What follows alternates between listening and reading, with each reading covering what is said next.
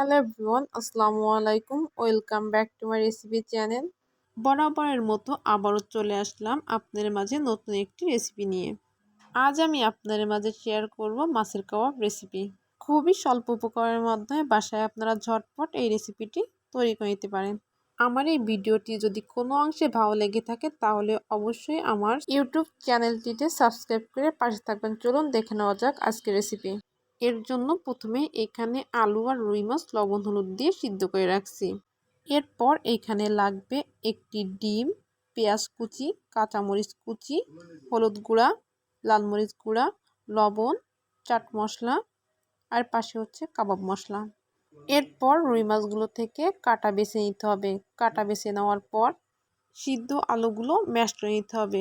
Mash করে নেওয়ার পর আলু আর মাছগুলো সুন্দরভাবে মিশিয়ে নিতে হবে। মিশিয়ে নেওয়ার পর প্রথমে দিতে হবে ডিম, পেঁয়াজ কুচি, মরিচ কুচি, হলুদ, লাল মরিচ গুঁড়া, কাবাব মশলা, লবণ আর চাট মশলা দিয়ে দেওয়ার পর সমস্ত উপকরণগুলো হাত দিয়ে সুন্দরভাবে মাখিয়ে নিতে হবে। কিছুক্ষণ মাখিয়ে নেওয়ার পর দুই হাতের সাহায্যে কাবাবগুলো গোল শেপ করে তৈরি করে নিতে হবে। আপনারাও এরকমভাবে সেম প্রসেসে কাবাবগুলো গোল শেপ করে তৈরি করে নেবেন। আপনারা চাইলে হাতে সামান্য পরিমাণে তেল লাগিয়ে কাবাবগুলো গোল শেপ করে তৈরি করে নিতে পারেন। এরপর একটি ভাজির কড়াইতে কাবাবগুলো ভাজি করে নেওয়ার জন্য তেল গরম করে নিতে হবে। তেল গরম করে নেওয়ার পর কাবাবগুলো দিয়ে দিতে হবে।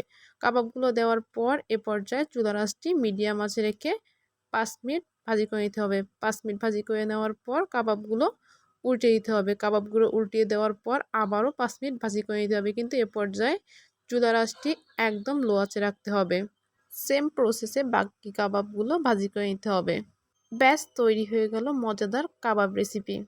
এই মাছের কাবাবটি আপনারা পোলাও কিংবা বিরিয়ানির সাথে পরিবেশন করতে পারেন, কিংবা আপনারা চাইলে বিকেল কিংবা সন্ধ্যা নাস্তার জন্য ঝটপট এই মাছের কাবাব রেসিপিটি বাসায় তৈরি করে নিতে পারেন।